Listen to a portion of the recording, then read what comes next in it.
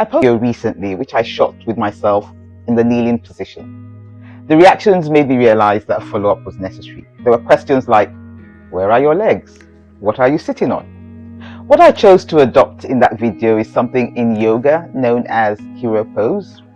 I had previously done videos with myself in the cross-legged pose. This is cross-legged pose.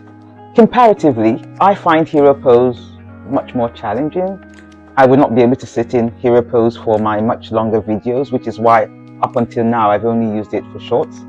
And that's because my feet and ankles start to protest quite quickly. I'm working on it. I attribute this to the fact that as a much younger person, I loved wearing very high heels. I still like my heels, so that isn't changing anytime soon. But as a lifestyle medicine advocate, I have to practice what I preach. And we've all, to varying degrees, become victims of modern day comfort. And one of the comforts that is now causing considerable harm, believe it or not, is this.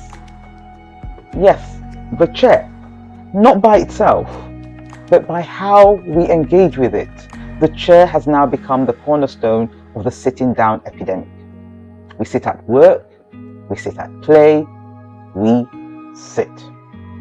Researchers who study hunter-gatherer tribes that routinely sit on the floor report that chronic back pain as a health condition is unknown in these tribes, which does not surprise me.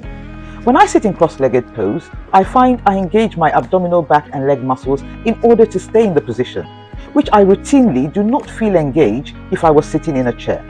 Sit, but not at work, I try to adopt positions that challenge my musculoskeletal system. That's the explanation for why I shot that video in that position. It was me trying to practice my hero pose, which I'm still working on because there's still quite a lot of tightness, particularly in my hips.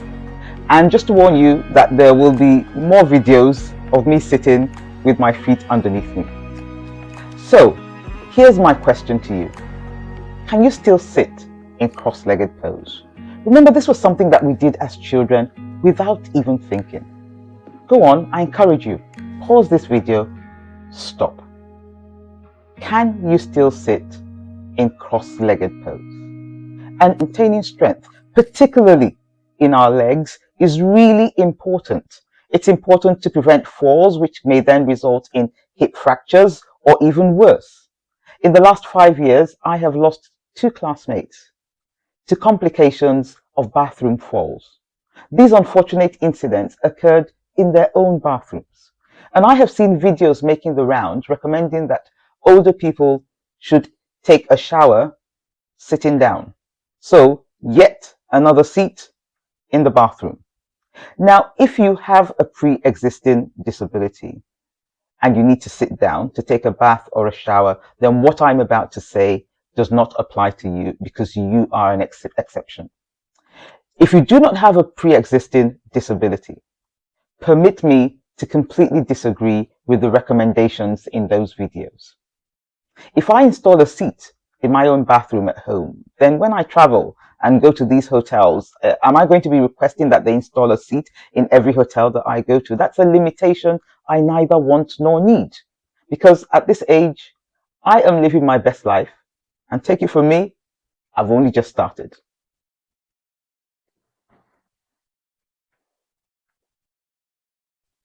So here's my second challenge to you.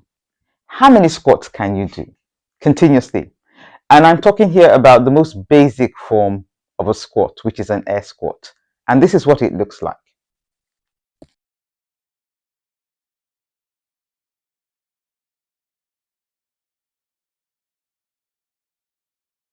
Did you know there's a formula that helps you to gauge how many of these you should be able to do based on your age, gender, and physical fitness level?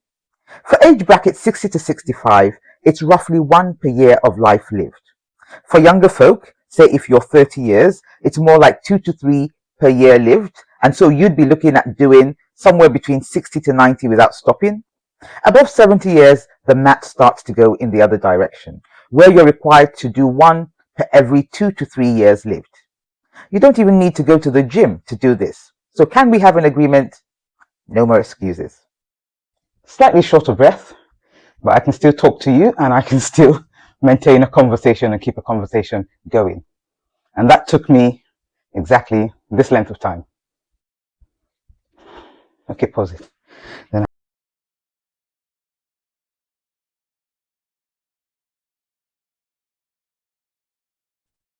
when, as a doctor, I or any other doctor asks how your health is, before you answer, think, can you sit in cross-legged pose? How many squats can you do? Because very often when many of us respond, I am well, what you're actually saying is, I do not have any pain or any discomfort. And if you don't subject your body to some form of regular controlled stress, you really do not know how well you are. Many of us sit at home, then sit in a car, go to work, spend all day sitting at a desk, then sit in a car, then go home, then sit at a table, then eat, then sit in a sofa, and then relax.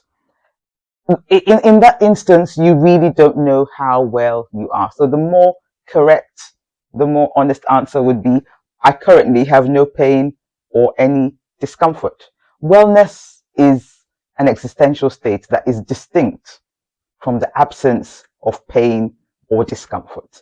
These are conversations. We will have many more of these on this channel, so do stay tuned. But in the meantime, do that squat count.